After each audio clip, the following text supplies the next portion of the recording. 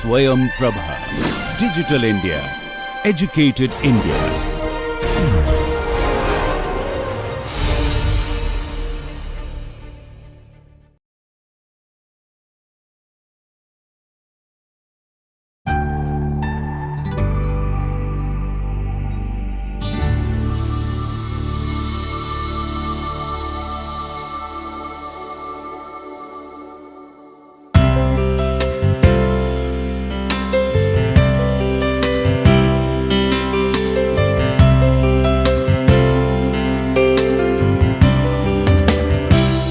Welcome to lecture 34.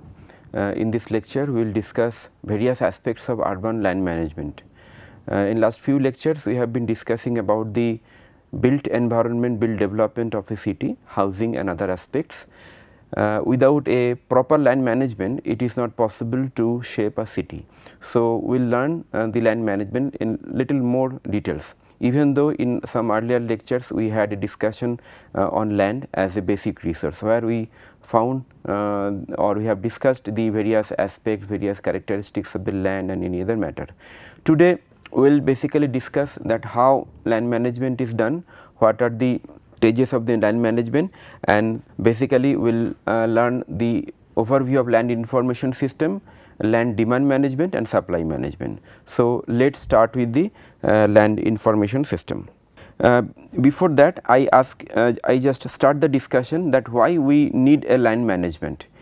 You have seen in your cities that most of the cities in India basically they are unorganized, and when you see that cities are full of very low storied congested areas having no accessibility or very little accessibility, and practically making difficulty for the common people for making accessibility and navigability along the streets.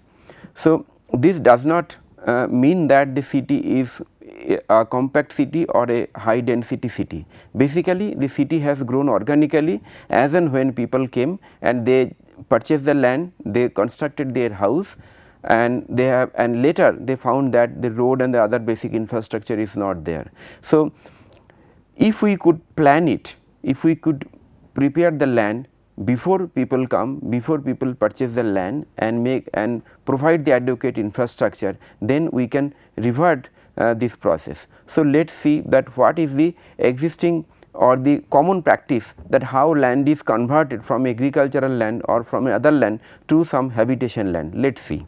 So, here in this diagram you can see that in the first picture a common citizen who comes and who needs a house, who thinks about that how I can build a house. So, he purchase a land from the market. So, next market, then he construct a house, and after that now here either he can make through proper permission or approval or non approval, and after that the municipal authority they are asked to provided by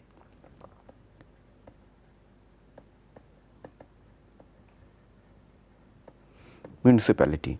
Now, in this diagram please follow that there is very less scope of providing services along with the land or before the construction, and as a result many a times you have found that the urban roads are very narrow like this, and it is surrounded by the plots or the building in such a way that you cannot make out or you cannot make a proper road network or you can provide any basic infrastructure. So, this is simply because the people and land people comes first and they make the land and construct the house. Now, instead of that we can revert the process. Let us see that how we can revert the process in a proper planned and managed land scenario. Now, in this scenario we assemble land. Basically we assemble the land before considering the requirement or the demand of the people. So, the assembling land in large scale, then we provide services and infrastructure. So, provide or develop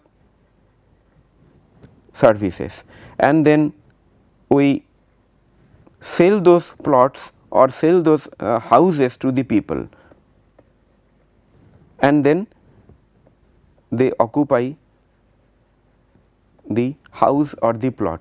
Now, in this scenario you can see that land and services comes first and people comes at the last. So, this is the ideal situation where a land has to be assembled, developed, infrastructures provided, and then given to people for their habitation, so that they get all the adequate infrastructure. And in this case the cost of the infrastructure is much lesser, because the amount of acquisition, amount of the conflicts are very less in comparison with the earlier situation where you have to discuss with so many people, and because everything is built up you have to make a kind of a surgery in a urban situation. So, this is these two situation I am showing. So, in short basic difference is like this. So, in the scenario 1 the people comes first as I have told, and services comes at the later, and the second situation the planned land and services comes first and people come at the last. So, this is unintended development, this is intended development which we try, and because of this we can ensure the services and the basic infrastructure. Now, let us see that. So, if this is the objective of the land management, what are the salient features or elements of the land management? So, first component of a land management is the land information system, the way how we manage all kind of information of land in our department. So, any land information system has 4 basic pillars. The first is the efficient land registration. Now, you know that in your state or in your cities basically when you purchase a land or you convert the land use or land occupation, you register the land or the property under some land registration department. So, this is essential under the law, and land is a state subject. Because of that every state government has their state departments to do this job. Now, this land registration often take lot of time, like few months. Now, can we make a system, make a mechanism so that this system of land registration becomes very fast, like say within 1 week if the papers are ready. So, question is land registration could be faster, efficient,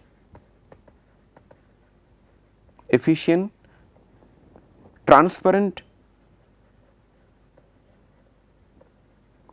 You know that during the land registration there are cases of bribes and all those issues. So, transparency is another important mechanism, and then user friendly. So, if we can maintain the faster method, efficient method, transparent method and user friendly, the land registration could be very much easier. In some of the countries, in some of the cities, they have started land registration through one window system. That means you do not have to run through departments to department. From one window, one particular office, you can manage the land registration process. After that, the next part is to keep the records in the government department properly. So, the record does not become wasted or spoiled. Now, earlier classically the land records in the government departments are kept manually. What they do, they make the actual physical maps which is drawn in papers or paper like material, and they keep in their archives. Now, over the period of time these paper documents are definitely no longer working, and this creates the loss of data or the distortion of the data, and error in manual work or manual keeping of the paperwork is also difficult. So, can we keep the record after a error free ground checking of the land record? So, next part of the land information system is the ground reality check using sophisticated technologies like geographic information system and global positioning system. Now, within this system our objective is to minimize error,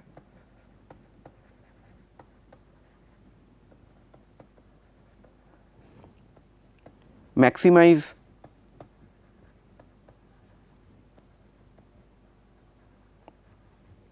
ground truthing, that means the land data should be matching with the ground and it should be also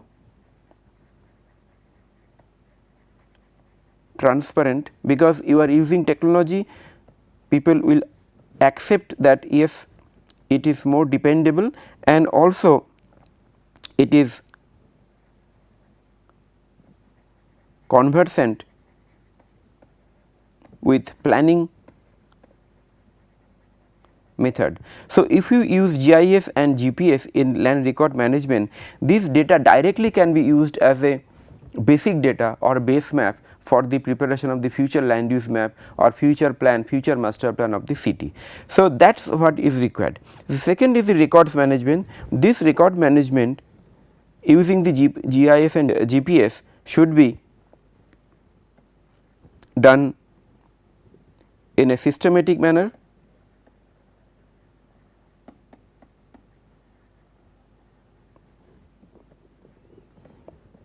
robust systems.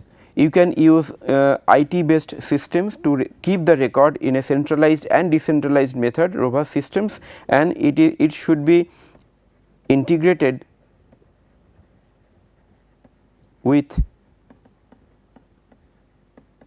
GIS and GPS. And not only that, for records management you need the sufficient training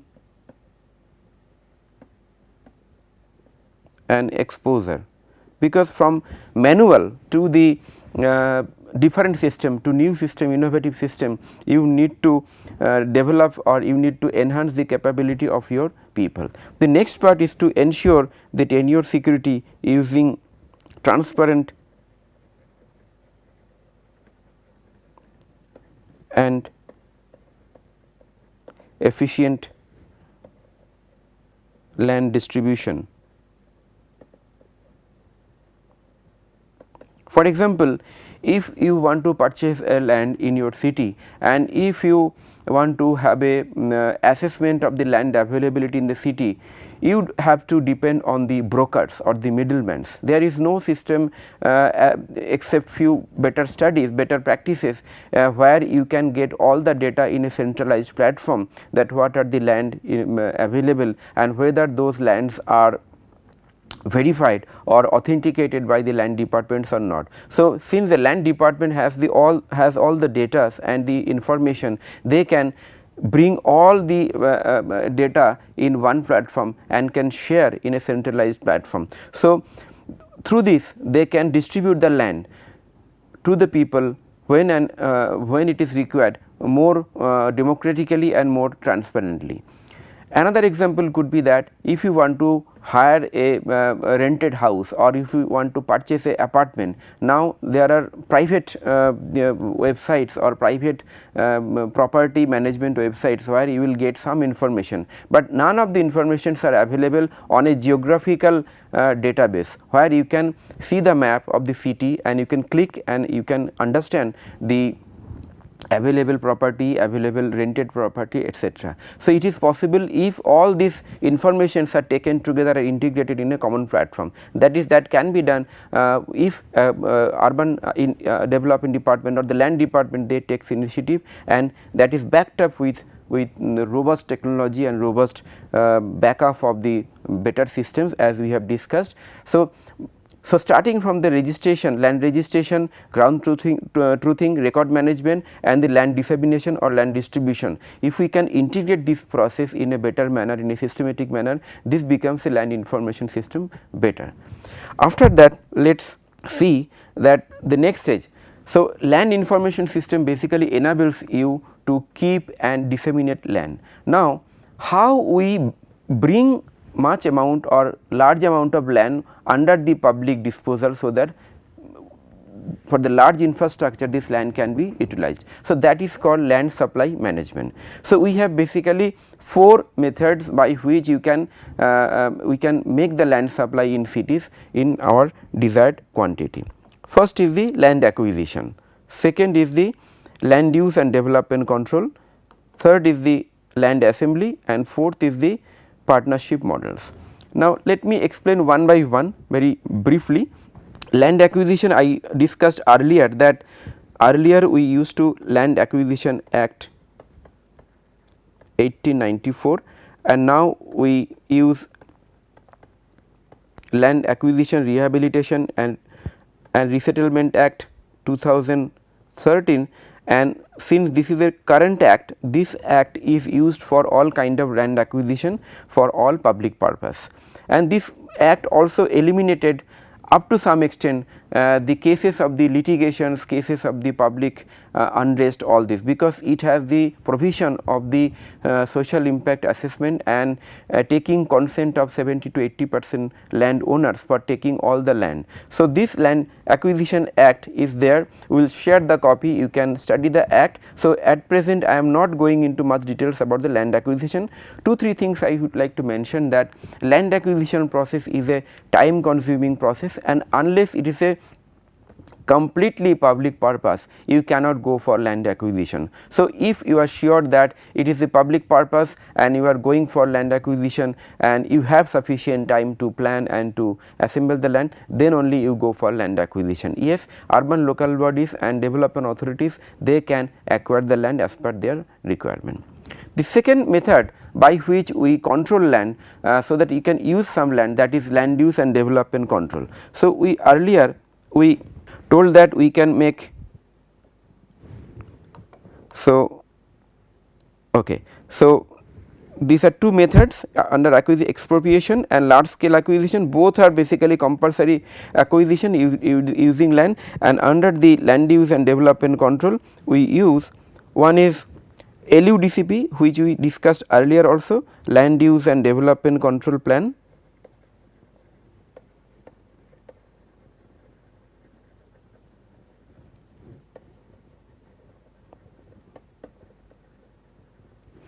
Now, in LUDCP or master plan, we can basically play with the land use density and the control to make a variable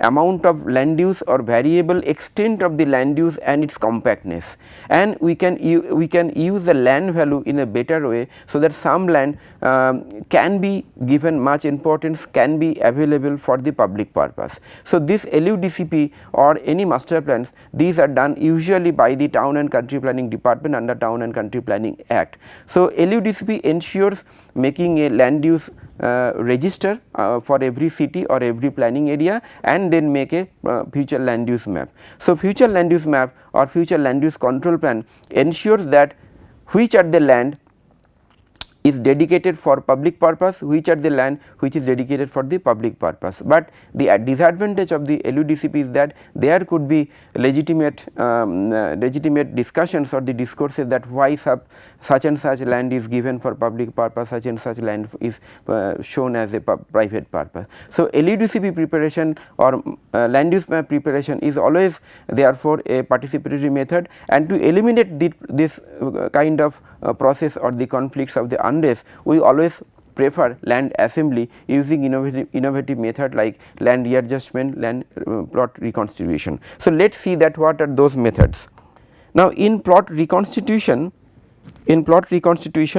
land pooling readjustment, what we do basically, we do not acquire the land, or we do not only make the land land use control like LUDCP. Here we take the land temporarily from the landowners, we develop the services and we upgrade its quality and then give back some amount of the land. For example, if we pull 100 units of land from the landowners and which are raw land or agricultural land, and we provide the basic services like road, water supply, sewerage, drainage, etc., electricity, and we return back some amount of land.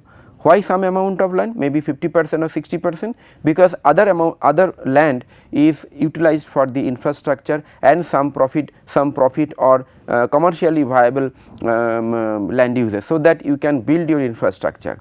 Now, since the cost of the land, the earlier land is much lesser and the cost of the price of the developed land is much higher, that is why it is much more acceptable to the landowners. And because of this method, this is highly acceptable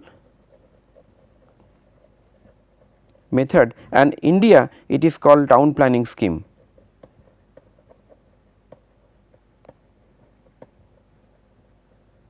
Schemes, mostly it is popular in Ahmedabad and Maharashtra, all those states. So, apart from the assembly or the, but now currently various state governments, they are working on the plot reconstitution or land town planning scheme, and Government of India recently they have come up with sub schemes, or they are going to bring these sub schemes on the new urban extensions using the plot reconstitution or the town planning scheme in a great way. So, therefore, if you understand the basic concept of the town planning scheme or the plot reconstitution, it will be added benefit for you and it will be required in coming in near future. The fourth is the partnership model. Here neither you are acquiring land, neither you are making a robust development control, neither you are land pooling the land, but here you are making the development either jointly or by some private developer. So, there are two methods, it can be guided or it can be joint land development. Here you are giving authority to the private player to acquire, develop and dispose the land. So, in this method here the efficiency or the expertise of the private developer is used in this method. So, these four methods are there where we use the land supply management. Now, let us see that this we have discussed. Now, some examples how the land pooling is done. You can see that this is some random pictures I have collected from the website. So, the earlier the picture in the left side, this is showing this earlier condition where land is not managed, and this is the reconstituted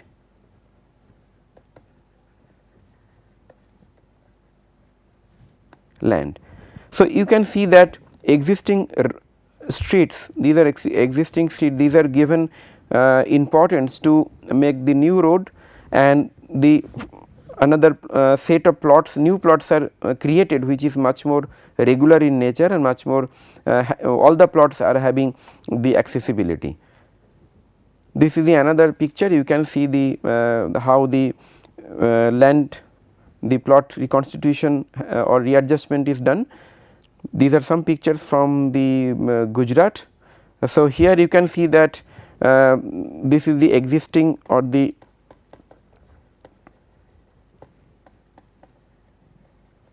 earlier scenario, this is the proposed scenario. There are lot of examples you will find on the published literature or in the websites, you can see for greater details. Now, if you see this picture little greater details, you will find that they have tried to integrate the existing roads.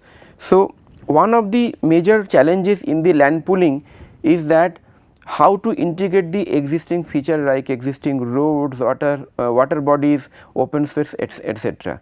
Whereas, the land readjustment scheme or town planning scheme has much more advantage than the land acquisition, because it is a participatory method, and here there is a win-win situation. Government and the landowners, they share the more or less equal benefit sharing, and but the issue is that the proper distribution of the facilities like accessibility of the road in terms of width of the road, their nearness to the park or playground, the water bodies, and all these existing feature. So, that is basically demands a very critical and the robust spatial planning or technical planning which is required, but otherwise this process is a tested process, and which takes in sometimes longer time, but for in comparison to the land acquisition it takes much lesser time. This is another example. You can see that how efficiently the condition of the land from earlier to present is maintained, and here you can see that in terms of road, green space, then public, semi public, in terms of health and education is also given, and some commercial or business area is also provided to create the employment, and also all the plots are given accessibility. And in giving the accessibility, you can find also that bigger plots are getting the access of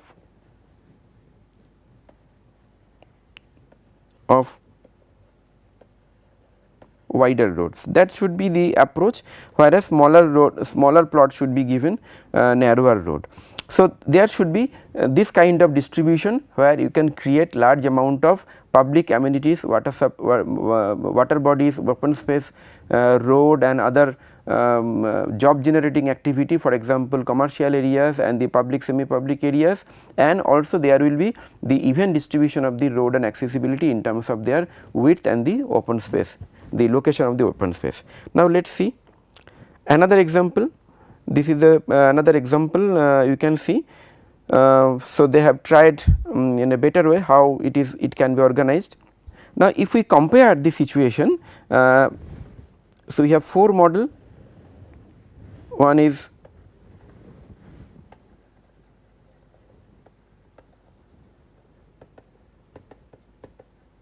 land acquisition, then land use and development control plan, and then land pooling,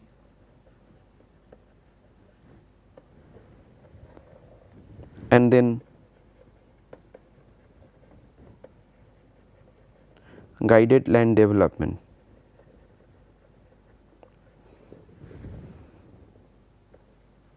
Now,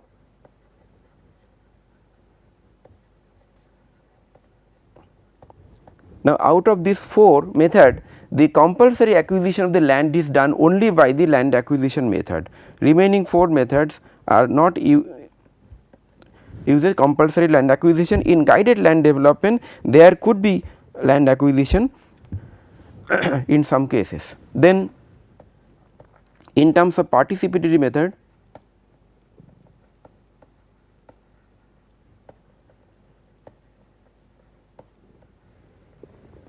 you can see that land pooling is the best method which gives the participatory method, whereas this is not. And in terms of the time consuming, land acquisition is a long term activity, land use is a medium. It depends, land pooling, the short term or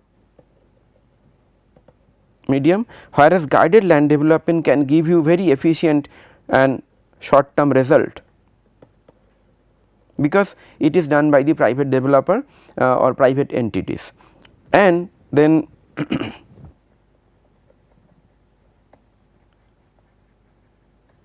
transparency and the satisfaction it depends, where the land pooling has the most successful or the acceptable case, because all the plan is done from the beginning with it in a participatory method, where land acquisition or LUDCP, it depends on the situation. So, these are the parameters by which you can compare the situation. So, apart from the time, transparency, and then also you can see the fact of manpower, that what kind of manpower you need for that. For land acquisition, yes, you need dedicated manpower with expertise. In LUDCP also you need that need, and land pooling definitely it is needed. In guided land development you need only for control.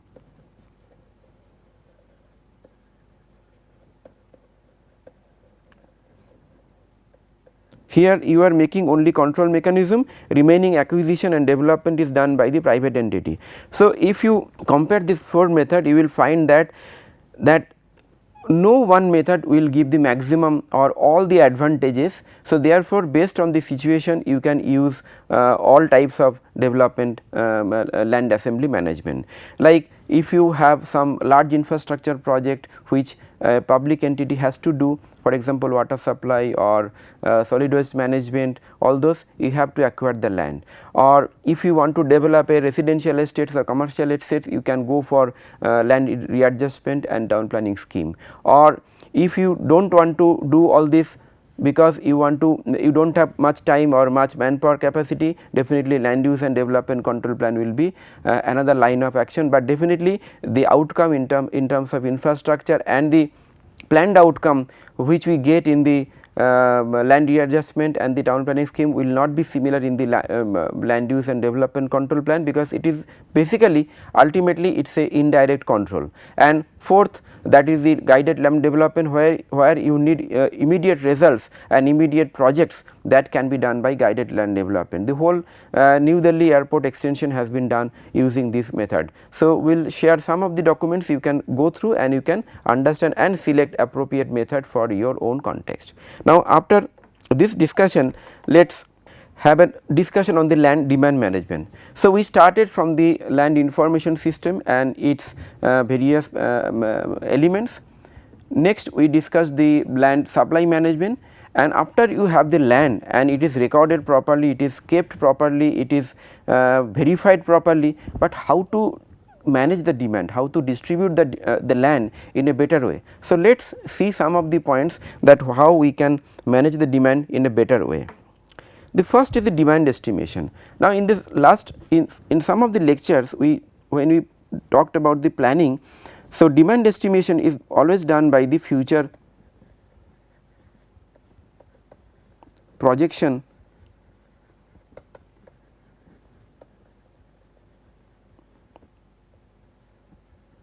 of population, and based on that, if you apply the analogy of the density, you will get the land requirement in terms of residential, commercial, green, industrial and so on.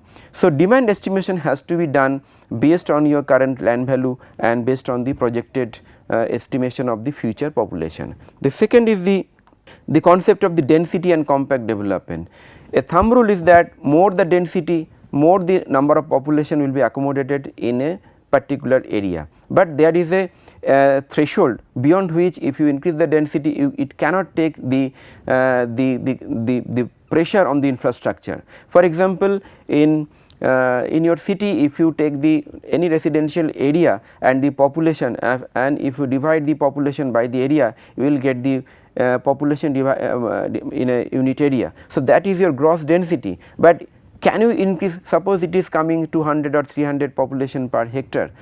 So, can you increase further 800 or 900? The answer is no, because if you redensify or if you allow more FAR or more incentive for densification, maximum it can go another 100, like 300, 400 persons per hectare. But if you can plan it properly for the new areas, new extension, green areas, and as we discussed for the land supply management, and we allow dedicated FAR in such a way, so that the design density is becoming 600, 700, 800, 900 or 1000, you can achieve much more population density. If you have seen the large satellite townships or the growth centers around Delhi, Mumbai or Calcutta, you will for example say Noida, Greater Noida, Dwarka, Faridabad, you will find that those areas are having large or high storied buildings. Now, and also there are wider roads. Now, the thing is, it does not mean that it is a low story low density development. Actually, those areas are compact and very high density development in comparison to the existing very flat kind of development, where you will never get a adequate road width. The reason being that here it is a planned development, you have kept the adequate space for infrastructure like road, water supply, everything beforehand, and remaining land you have allowed very high density development, for example 800, 900 etc. So, that is possible. So, if you analyze and apply the concept of density and compact development beforehand, it is possible.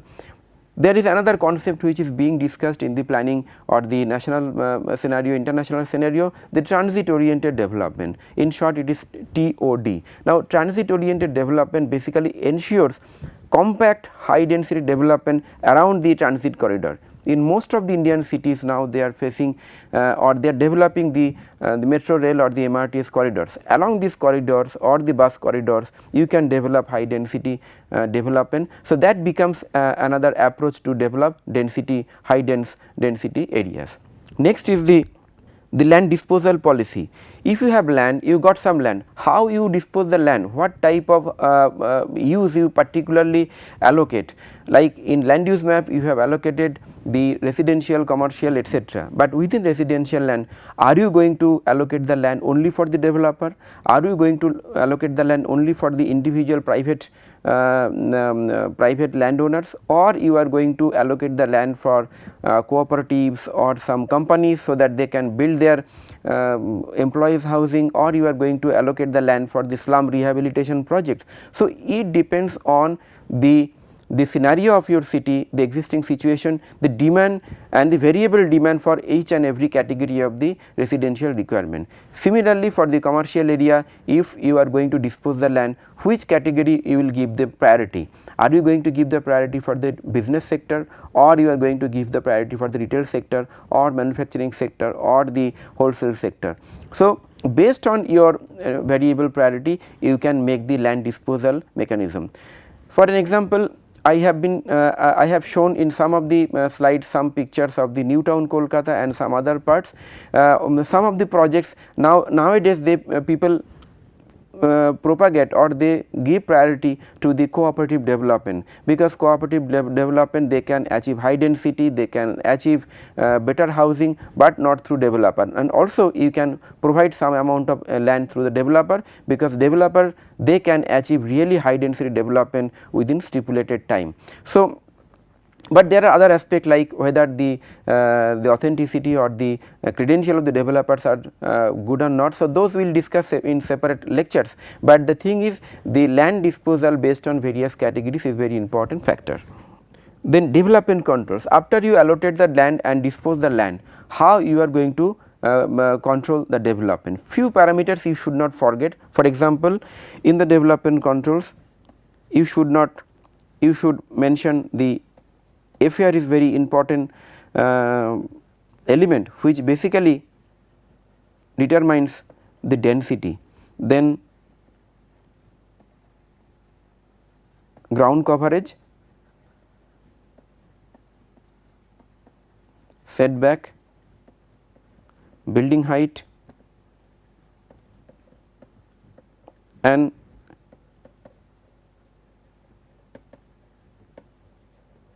essential amenities.